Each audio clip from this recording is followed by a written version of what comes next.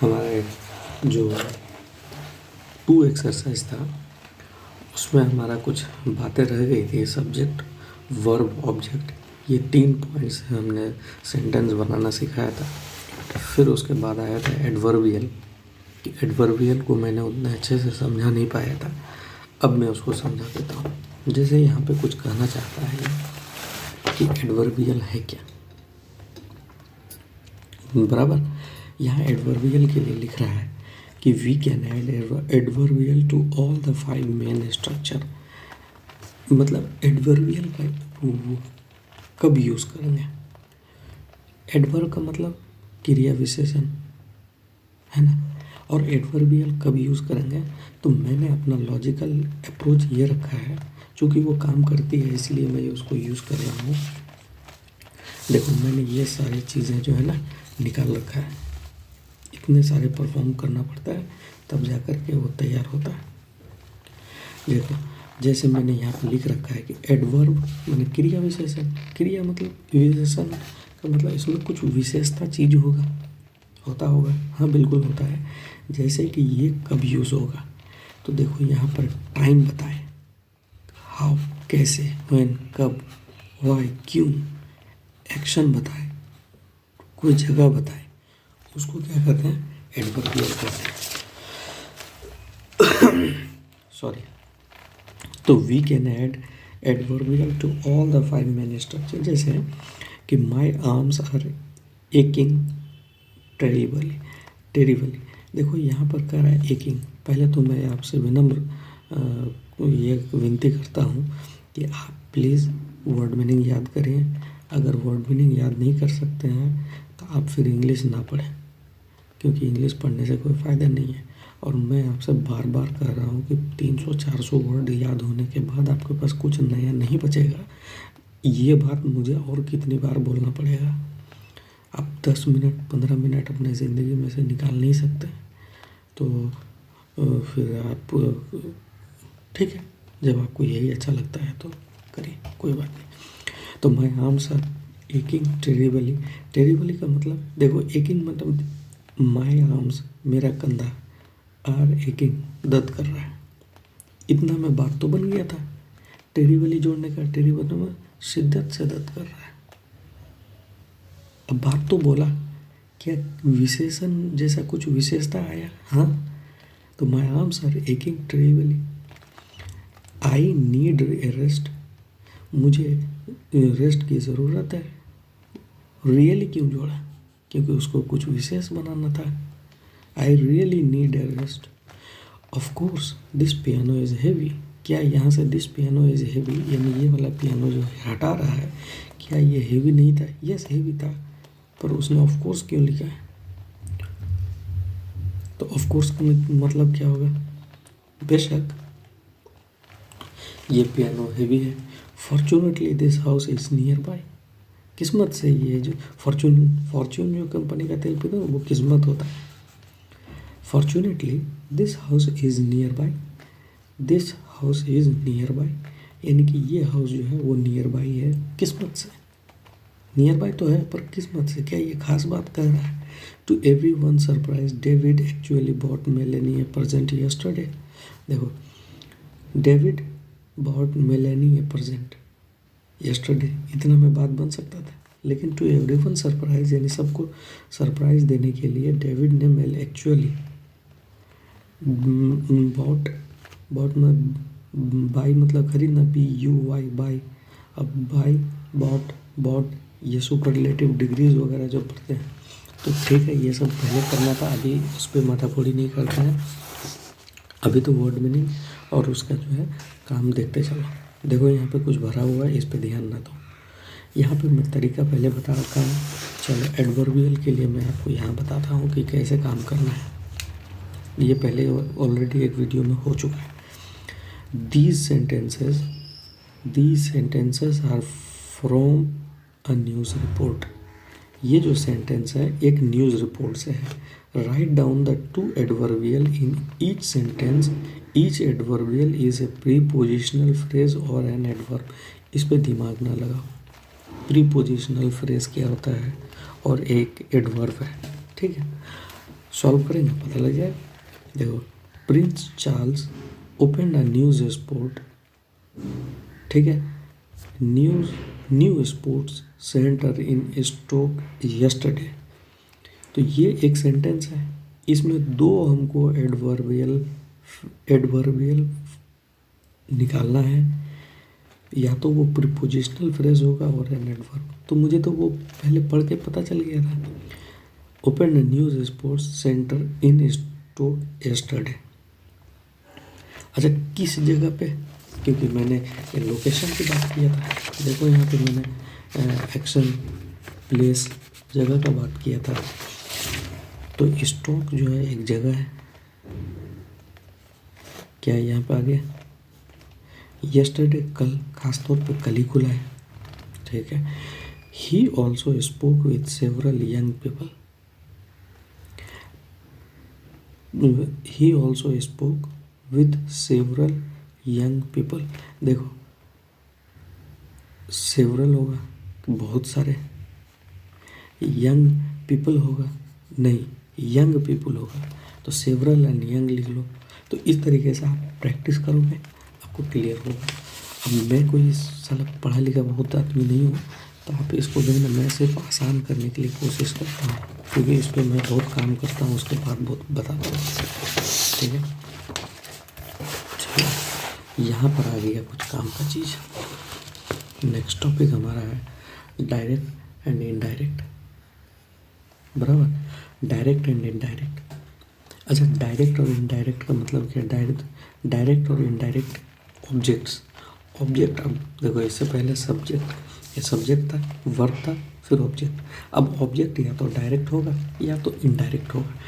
Direct मतलब खत्म, direct ऊपर गया, यानी कि नॉन लिविंग,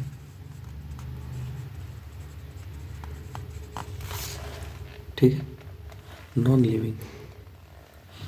डायरेक्ट मतलब नॉन लिविंग और इनडायरेक्ट मतलब लिविंग, ये याद ही करना पड़ेगा। डायरेक्ट मतलब जो ऊपर टपक चुका है, डायरेक्ट हो गया है, और इनडायरेक्ट का मतलब हो गया नॉन लिविंग। चलो, ये इसको जो है ना फूल दे रहा है। Henry gave Claire some flower. Henry gave Claire some flower.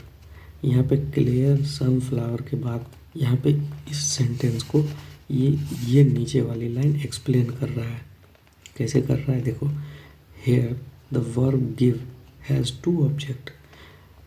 जो वर्ब है यहाँ पे, हेनरी सब्जेक्ट है, गिव वर्ब है, और ये ऑब्जेक्ट है। ऑब्जेक्ट में कौन सा ऑब्जेक्ट है ये क्लियरिफाई करना है, क्या वो लिविंग है और नॉन लिविंग है, ठीक है। Henry gave has two objects, Claire, एक तो क्या, कौन है क्लेयर, लड़की का नाम है। दूसरा फूल है, फूल का भी नाम है। अच्छा, क्लियर ऑब्जेक्ट है क्योंकि ये ले रहा है, और क्या ले रहा है, ये फ्लावर ले रहा है, ले रही है, ठीक है। Claire is the indirect object. Claire एक लिविंग है, और the person receiving something, some flower is the direct object. मान लो कि वो फूल प्लास्टिक का फूल है, तो non living. The thing that someone gives, कोई बात नहीं है। Henry gave some flower to Claire, फिर से वही लाइन है, यही चीज़ है, पर इस बार लिखने का तरीका बदल गया। Henry gave some flower to Claire, यानी कि पहले क्या था, क्लियर सम फ्लावर, कुछ फूल, लेकिन कुछ फूल क्लियर को टू लगा दिया। तो टू का क्या मतलब है, तो देखते हैं। Here give has direct object sunflower. इस बार जो डायरेक्ट ऑब्जेक्ट है वो सनफ्लावर हो गया। And phrase with to comes before Claire the person receiving something. To का भी यूज़ करते हैं। पहले तो टू का मीनिंग लिखो, देखो मैंने यहाँ लिख रखा है। टू एंड फोर ये एक प्रीपोजिशन है, ठीक है, नाउन है और प्रोनाउन से पहले आते हैं। नाउन और प्रोनाउन से पहले यूज़ होते हैं और दूसरे शब्दों से जोड़ते हैं, ठीक है। इसको हम जोड़ते हैं। अभी यहाँ देखो क्या लिख रहा हूँ, टू का एक्चुअल मीनिंग क्या होता है? कहाँ लिखा था? टू और फॉर जो है ना, हमेशा वर्ब और नाउन, टू हमेशा वर्ब के साथ इस्तेमाल होगा। ये आपको लिखना चाहिए तो लिख लेना। और फॉर हमेशा नाउन के साथ इस्तेमाल होगा, एक बात। दूसरा,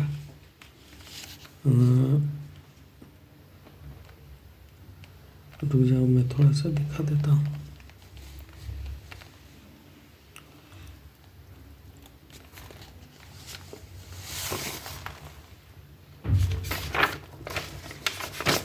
नेक्स्ट पेज में, हाँ नेक्स्ट पेज में देखो, टू का मतलब है जो डिक्शनरी में मिला, टू मतलब को, ये एक प्रीपोजिशन है। फॉर मतलब के लिए, नाउन है।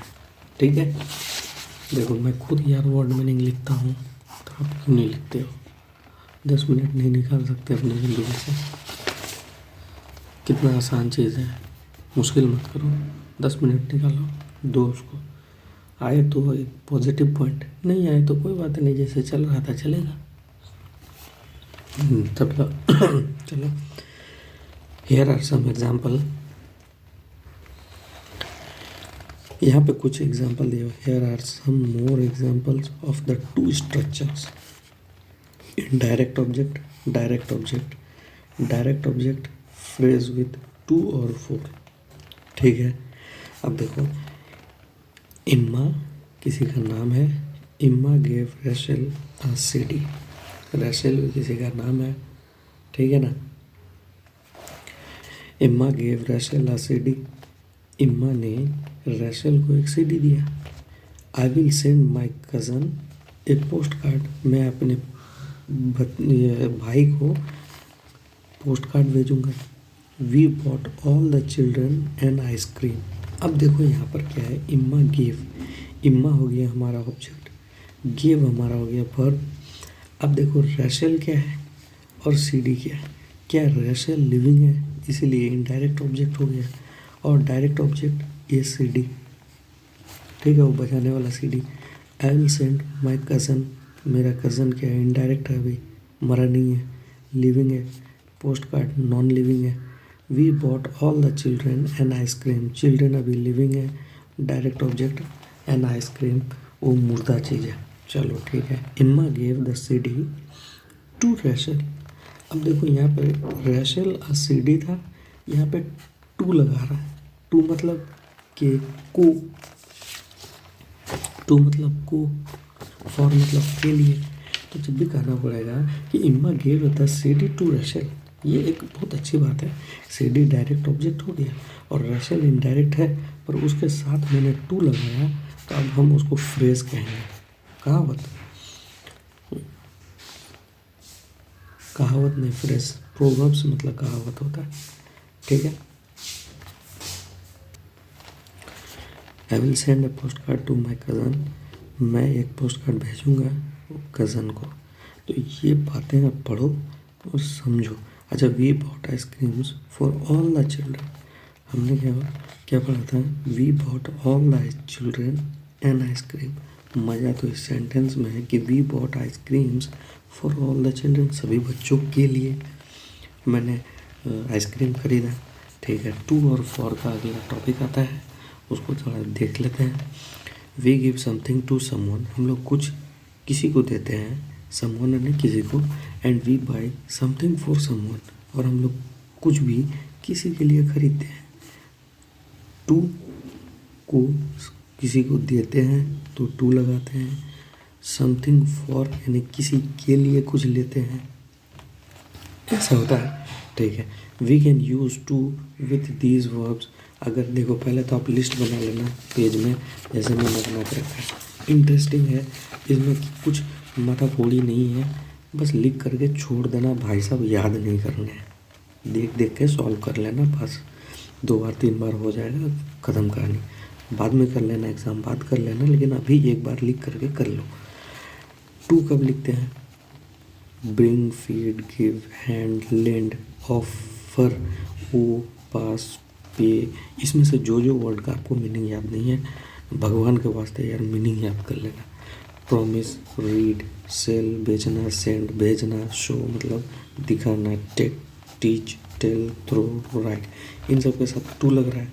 अब फॉर कहाँ लगेगा? Book, bring, build, choose, cook, fetch, find, get, leave, make, order, pick, reserve, save. अच्छा ठीक है, अब हम इसको कैसे यूज़ करेंगे उसको देखते हैं। We give something to someone हो गया। अब इसका नेक्स्ट पार्ट आता है, we can use to with this verbs. ये बात बता दिए। Vicky paid the money to the cashier. Vicky ने पेड किया मनी टू द कैशियर, यानी कि को कैशियर को विकी ने पैसा दिया। Vicky paid the cashier the money, ये भी लिख सकते हैं। टू नहीं लिखना चाहते हैं, Vicky paid the cashier the money, Vicky paid the cashier the money. दोनों बात समझ में आ रही है, लेकिन टू कैसे यूज़ करेंगे? देखो, Vicky paid the money, Vicky ने पेड किया मनी को, किसको? टू द कैशियर, यानी कि कैशियर। अच्छा, कैशियर के लिए मनी रखा था तो क्या लिखेंगे? फॉर द कैशियर लिखेंगे। ठीक है। Let me read the news item to you, मुझे न्यूज़ आइटम रीड करने दो तुम्हारे लिए। ठीक है। We showed the photos to David, हमने जो है ना फ़ोटो डेविड को दिखाया। ठीक है। अब देखो फॉर कब यूज़ करते हैं। They found a spare ticket for me, फिर से बता रहा हूँ, दे फाउंड यानी उन लोगों ने पाया एक स्पेयर मतलब एक्स्ट्रा टिकट, स्पेयर टिकट मतलब फालतू टिकट है, फॉर मी यानी कि मेरे लिए, के लिए था ना, तो यहाँ पे मेरे के लिए नहीं होगा, मेरे लिए। ठीक है। They found a spare, they found me a spare ticket, ये उतना मज़ा तो नहीं आता, फॉर लगा दिए फील आ गया। ठीक है। इसी तरीके से आप सेंटेंस पढ़ोगे, आपका काम बस रीड करना और क्वेश्चन प्रैक्टिस कर लेना, इससे ज़्यादा आपको काम नहीं करना है अभी।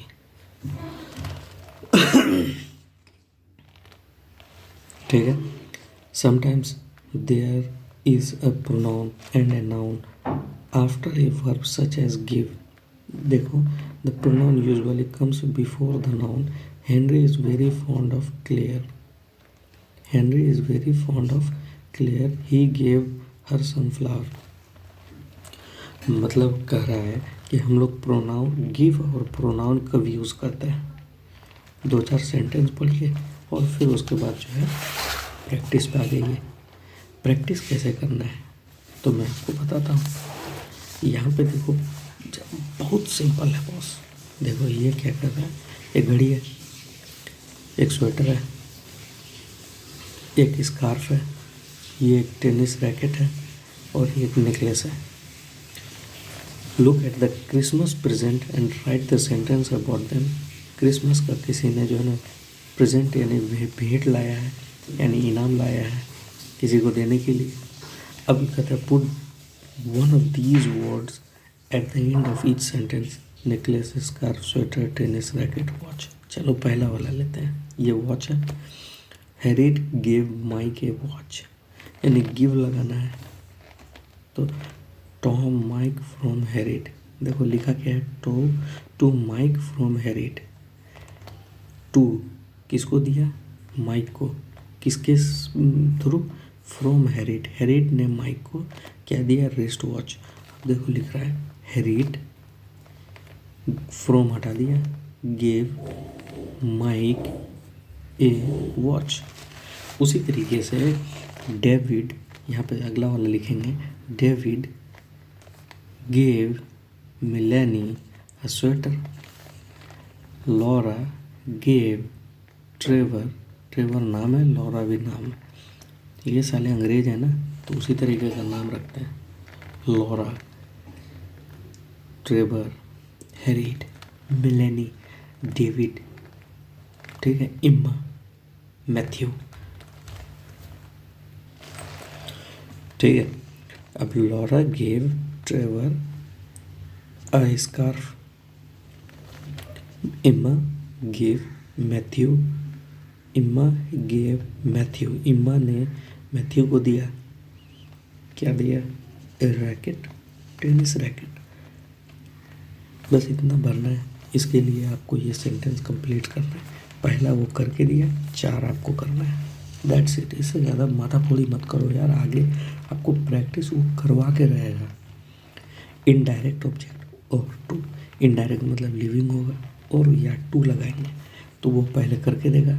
Right the information in one sentence, put the underlined part at the end of the sentence, sometimes you need to, कभी कभी आपको टू भी लगाना पड़ेगा, लेकिन जो देखो अंडरलाइन जो किया हुआ है उस पार्ट को eight the end of the sentence, जो बात अंडरलाइन किया हुआ है उसको आखिरी में सेंटेंस के लिखना है।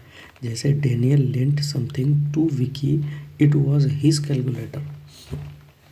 Daniel lent something to Vicky, Daniel lent का पहले मीनिंग आप देखो,